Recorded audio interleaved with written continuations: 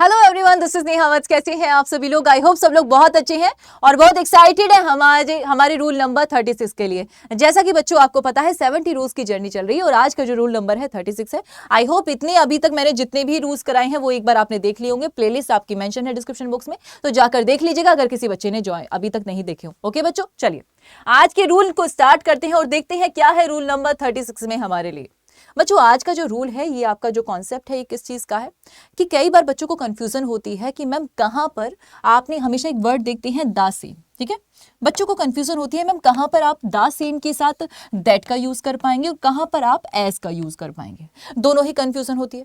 आपको जो एग्जाम में एरर आती है वो कभी कभी दैट के साथ दैट की जगह एज लगा कर दे देता है, कभी कभी एज की जगह दैट लगा कर दे देता है और बच्चे को पता ही नहीं होता कि कहां पर किसका यूज होगा।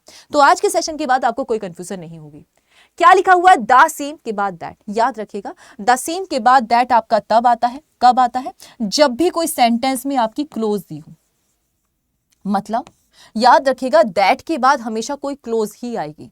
क्लोज का मतलब क्या होगा मैम? याद रखिएगा, इसके बाद या तो कोई सब्जेक्ट आएगा या फिर बच्चों आपको कोई वर्ब आएगी। कई बार डायरेक्टली वर्ब से भी स्टार्ट होता है। ठीक है, हाँ, तो याद रखिएगा इसके बाद क्या आएगा? कोई क्लोज आएगी। लेकिन अगर मैं बात करूं एस की, तो द सेम के बाद एस कब आता है? एस के बाद आने वाला क्या होता है? या तो बच्चों नाउन होगा या फिर आपका प्रोनाउन होगा। ठीक है, एज अ ऑब्जेक्ट यूज होगा, या तो नाउन होगा या फिर प्रोनाउन होगा। अगर मैं कुछ एग्जांपल्स आपको देकर बताऊं कि किस तरीके से दैट का यूज होगा, किस तरीके से एज का यूज होगा, तो ध्यान से देखिए क्या लिखा हुआ है। मैंने अगर बोला she has the same dress as mine. क्या बोला बच्चों? She has the same dress as mine. यहां पर आपने क्या देखा? यहां पे आपने क्या देखा बच्चों? यहां पर लिखा हुआ है the same. She has the same मतलब उसके पास सेम ड्रेस है एज माइन। जैसे ही आपने क्या देखा? एज। यहां पर मैंने एज का यूज क्यों किया है? एज का यूज इसलिए किया है क्योंकि एज के बाद क्या आता है मैम? आपका या तो नाउन आएगा या प्रोनाउन आएगा। माइन क्या है यहां पर मैम? माइन यहां पर आपका प्रोनाउन है। अगर बच्चों यहां पर प्रोनाउन है तो एज को किस चीज की डिमांड होती है? या तो नाउन की होगी या ही प्रोनाउन की होगी। तो द सेम के बाद अगर एज के बाद आपका नाउन है या प्रोनाउन है तो सेंटेंस आपका एब्सोल्युटली करेक्ट है। राइट, आपको यहां पर एरर करके दे सकता है कि आपको दैट करके देगा। आपको पता होना चाहिए कि दैट के बाद तो क्लोज आती है, सब्जेक्ट या वर्ब आता है। आपको ऑब्जेक्ट और सब्जेक्ट लगाना होगा, उसके लिए आपको एज लगाना पड़ेगा। तो अगर दैट करके आपको एरर दे सकता है। ठीक है, ओके। अब बात करते हैं सेम सेंटेंस को। अगर मैं सेम सेंटेंस को अगर मैं द सेम या दैट के साथ बनाऊं तो वो कैसे बन सकता है? मैंने बोला she has the same dress that I bought yesterday। मतलब she has the same dress that I bought yesterday, मतलब उसके पास सेम ड्रेस है जो मैंने कल खरीदी थी। ठीक है, हाँ। अब यहां पर आपने फिर से क्या देखा मैम? सेंटेंस सेम है लेकिन थोड़े से मीनिंग में चेंज आ गया है, थोड़ा से फॉर्मेशन में चेंज आ गया है। जैसे मैंने यहां पर क्या लिखा है बच्चों? The same. द सेम के बाद मैंने किसका यूज किया है मैम? दैट का।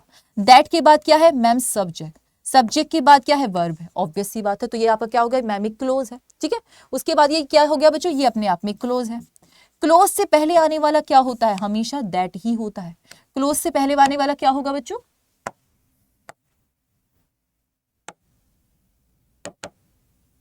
क्लोज के पहले आने वाला क्या होगा? हमेशा दैट ही होगा। ठीक है, अगर क्लोज नहीं होती, कोई नाउन या प्रोनाउन मेंशन होता, तो उसकी जगह आप क्या यूज करते? आप एज का यूज करते। आई होप कि आपको अब समझ में आ गया होगा कि मैम किस सिचुएशन में आप द सेम के साथ आपका दैट का यूज करते हैं, किस सिचुएशन में आप एज का यूज करते हैं। राइट, अगर आपको ये कॉन्सेप्ट समझ में आ गया है बच्चों, तो इसके कुछ प्रैक्टिस क्वेश्चंस कर लेते हैं, क्योंकि बिना प्रैक्टिस क्वेश्चंस के कहीं ना कहीं कॉन्सेप्ट में क्लैरिटी नहीं आ पाती। जितना जरूरी होता है आपका थ्योरेटिकल एक्सपीरियंस, उतना ही जरूरी होता है प्रैक्टिकल एक्सपीरियंस। राइट, और जितने क्वेश्चंस की हम प्रैक्टिस करते हैं, हमारी कॉन्सेप्ट पे जो हमारी पकड़ होती है वो उतनी बेटर हो पाती है। राइट, चलते हैं आपका क्वेश्चन नंबर 1 पे क्या लिखा हुआ है? This is the same book. Ma'am ये सेम बुक है, कौन सी?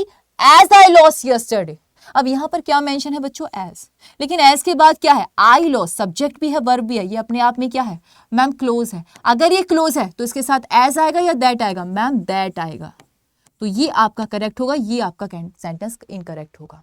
क्यों? क्योंकि एज के बाद अगर नाउन या प्रोनाउन आता तो एज बिल्कुल ठीक होता, लेकिन यहां पर तो क्लोज मेंशन है, मतलब एक सब्जेक्ट एंड वर्ब मेंशन है। अगर दोनों मेंशन है तो इसके लिए हमें दैट की जरूरत है, एज की जरूरत नहीं है। तो ये सेंटेंस अपने आप में क्या होगा मैम, ये इनकरेक्ट होगा। चलती हैं आपका क्वेश्चन नंबर 2 पे क्या लिखा हुआ है, she wears the same dress as she had worn before.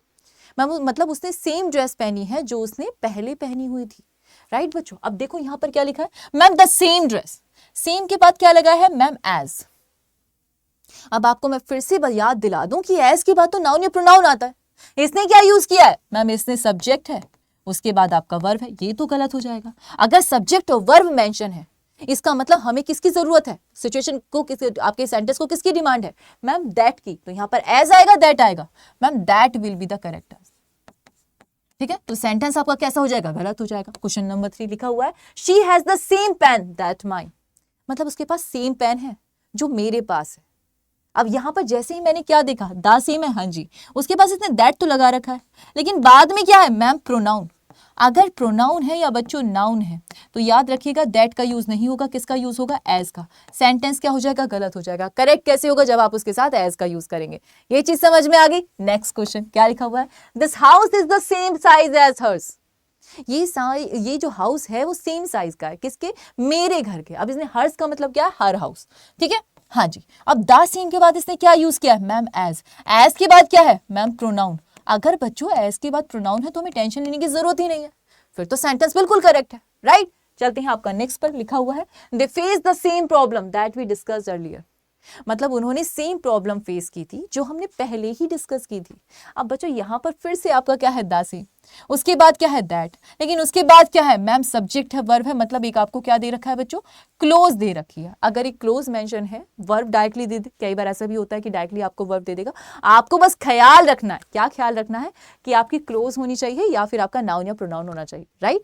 हाँ, अगर नाउन और प्रोनाउन होगा तो ऐसा आएगा, अगर कोई क्लोज होगी या फिर सब्जेक्ट या वर्ब होगी या डायरेक्टली आपको वर्ब दे दे, आपको दैट का यूज करना है। आई होप कि आपको ये कॉन्सेप्ट में अब क्लैरिटी हो चुकी होगी, क्योंकि मैं आपको कॉन्सेप्ट भी समझा चुकी हूँ, अब मैं आपको क्वेश्चंस भी समझा चुकी हूँ, प्रैक्टिस करवा चुकी हूँ। लेकिन बच्चों जब तक आप खुद से नहीं करेंगे आपको कैसे समझ में आएगा। इसलिए मैं आपके लिए हमेशा की तरह कुछ क्वेश्चंस लेकर आई हूँ, ये फिल इन द ब्लैंक्स की फॉर्म में। देखो एरर की फॉर्म में मैं आपको ऑलरेडी करा चुकी हूँ, ठीक है। मैं वही कहती हूँ, अगर आपको कॉन्सेप्ट की क्लैरिटी है तो वो चाहे किसी भी तरीके से आ जाए, एग्जाम में कोई भी फॉर्मेशन में, एरर में आ जाए, फिल इन द ब्लैंक्स में आ जाए, क्लोज टेस्ट में आ जाए, PQRS में भी आ जाए।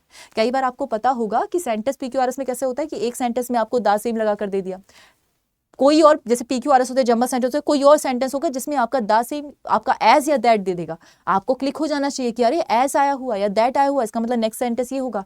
मतलब अगर आपको कॉन्सेप्ट की क्लैरिटी है ग्रामर में, तो आपका कोई भी आपका टॉपिक आ जाए, वो आपका कोई भी चाहे वो फिल इन द ब्लैंक्स हो, एरर्स हो, क्लोज टेस्ट हो, PQRS हो, सब में आपका काम आता है। ठीक है बच्चों, हाँ जी। तो एक क्वेश्चन ये है आपके लिए, दूसरा क्वेश्चन ये है, और यहीं पर वीडियो को पॉज कर लीजिएगा क्योंकि नेक्स्ट स्लाइड पर जो है वो आपके आंसर्स है। आपके आंसर्स मेरे आंसर से मैच करने चाहिए, ये बात तो आपको पता होगी, क्योंकि जब तक आपको कॉन्सेप्ट की क्लैरिटी नहीं आएगी तब तक आप एग्जाम में कोई क्वेश्चन सॉल्व नहीं कर पाएंगे। उसके लिए बहुत जरूरी है कि खुद से प्रैक्टिस क्वेश्चन करके देखें। ओके बच्चों, तो आज के सेशन को हम यहीं एंड करते हैं। आई होप कि आपको रूल नंबर 36 बहुत पसंद आया होगा, समझ में आया होगा। मुझे कमेंट सेक्शन में जरूर बताया करिए कि मैम ये 36 रूल, जो आपका 36 रूल है या जो भी रूल मैं कराती हूँ, कि मैम ये कितना अच्छा था, कितना बेहतर रहा आपके लिए, कितना जरूरी था आपके लिए, और कितनी कंफ्यूजन आपकी क्लियर हुई। और मुझे आंसर्स जरूर बताया करिए ताकि आपके लिए आगे, क्योंकि ऐसा कहा जाता है जो चीजें आप मुंह से बोलते हो वो कई बार आपके दिमाग में रह जाती हैं, लेकिन जो आप चीजें आप लिख लेते हो वो कहीं ना कहीं आपको कभी भूल ही नहीं पाते। इसलिए मैं कहती हूँ कि आंसर जरूर मेंशन करिए करिए। ओके बच्चों, तो आज की क्लास को यहीं, आज के सेशन को यहीं एंड करते हैं, और मुझे कमेंट सेक्शन में जरूर बताइएगा कि कितने एक्साइटेड हैं आप रूल नंबर 37 के लिए। अगर आपको ये कॉन्सेप्ट समझ में आया हो तो चैनल को सब्सक्राइब कर लेना, ताकि आपको डेली टू डेली वीडियोस आपको मिलती रहें। Thank you class.